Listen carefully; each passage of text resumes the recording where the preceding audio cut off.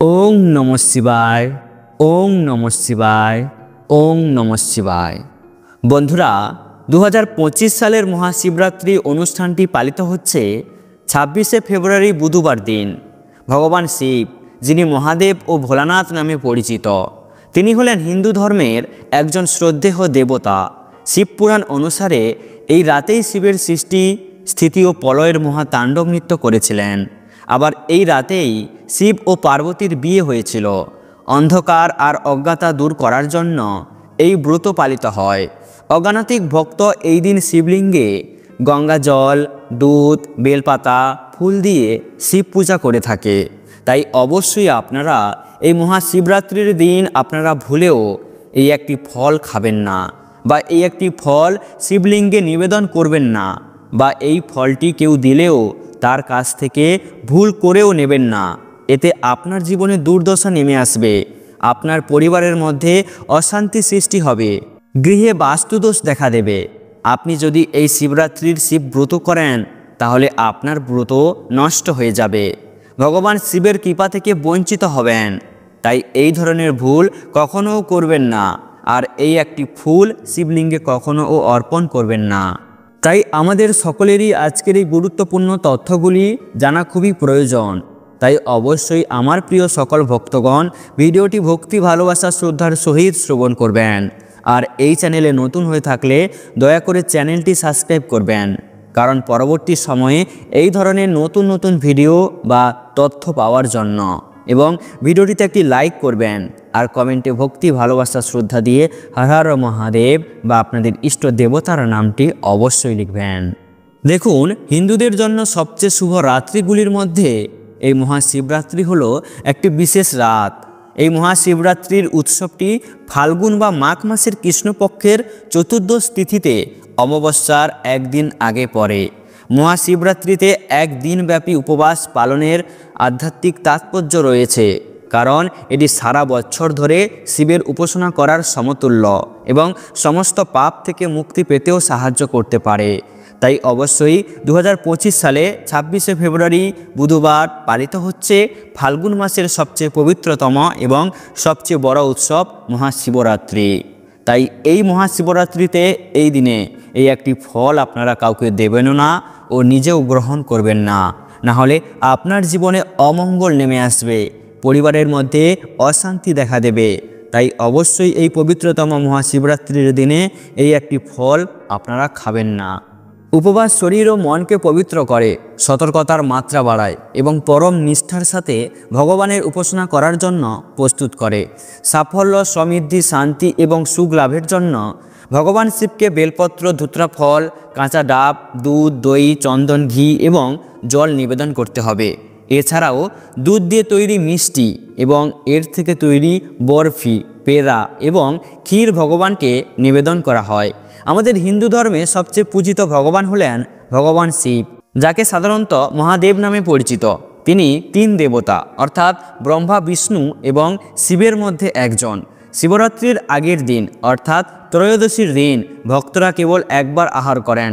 তার পরের দিন তাদের সকালের আচার অনুষ্ঠান সম্পূর্ণ করার পর তারা শিবরাত্রিতে পুরো দিন উপবাস পালন করে এবং পরের দিন কেবল খাবার গ্রহণের জন্য সংকল্প গ্রহণ করেন। উপবাসের সময় ভক্তরা সন্ধ্যায় দ্বিতীয়বার স্নান করেন এবং শিব পূজা করেন বা মন্দিরে যান। তারপর তারা পরের দিন সকালে শিব পূজা করার পর আবার স্নান করেন এবং পরে তাদের উপবাস ভঙ্গ করেন। এই দিন সকল ভক্তদের আন্তরিকভাবে উপবাস করা উচিত এবং আচার অনুষ্ঠান মেনে চলা উচিত। এই মহাশিবরাত্রির দিনে অবশ্যই ব্রহ্ম মুহূর্তে ঘুম থেকে উঠে স্নান করা উচিত এবং ঘর পরিষ্কার করা উচিত এবং সারা ঘর দুয়ারে গঙ্গা জল ছিটিয়ে দেওয়া উচিত। এই দিন বাড়ির উত্তর পূর্ব দিকে একটি শিবের মূর্তি বা ছবি স্থাপন করা উচিত। এই দিন ভক্তদের বেলপত্র, চন্দন, ধুতরা, ভাং এবং কাঁচা গরুর দুধ উৎসর্গ করা উচিত। পূজার নির্দিষ্ট নিয়ম মেনে আচার পালন করা উচিত এবং আরতি করা উচিত। ভগবান শিবের পূজায় কেতকী ফুল এবং হলুদ ব্যবহার করা উচিত নয়। এই মহাশিবরাত্রির দিন পেঁয়াজ, রসুন এবং বিভিন্ন মশলা খাওয়া থেকে বিরত থাকতে হবে। এছাড়াও সরষের তেল, মসুর ডাল এবং বেগুন এড়িয়ে চলতে হবে। এছাড়াও প্যাকেট জাতীয় জুস এই দিন এড়িয়ে চলতে হবে, কারণ এতে লবণযুক্ত থাকতে পারে। মহাশিবরাত্রি উপবাসের কি করণীয়, অর্থাৎ এই শিবরাত্রির উপবাসের সময় কি করবেন।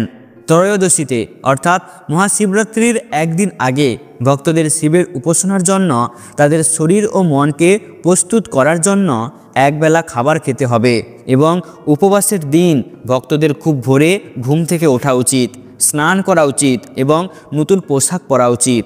এছাড়াও আপনি যদি শিবরাত্রির দিন মহাদেবকে খুশি করতে চান তবে এই দিন কালো পোশাক পরবেন না। এই দিন কালো রঙের পোশাক পরা অশুভ বলে মনে করা হয়।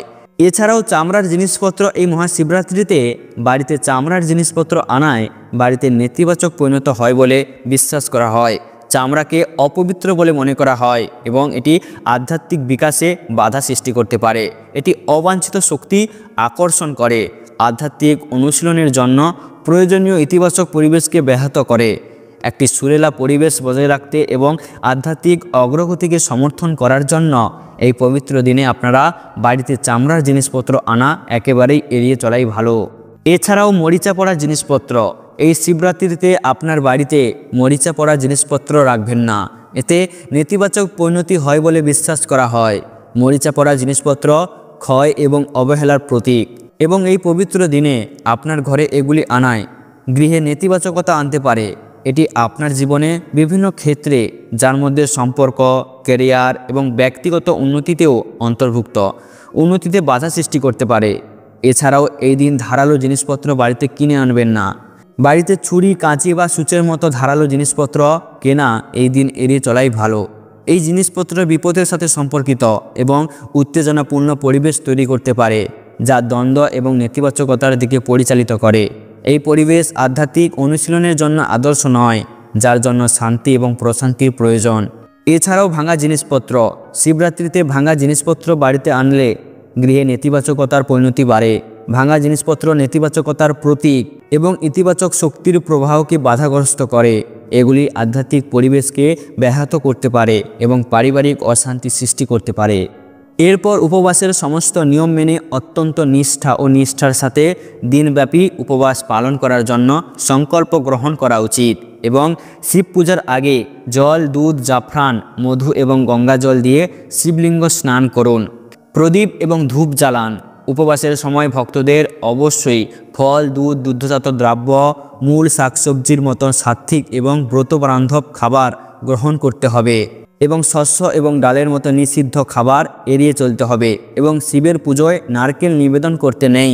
তাই এই দিন আপনারা শিব পুজোয় নারকেল নিবেদন করবেন না ও এই নারকেল আপনারা এই দিন খাবেনও না।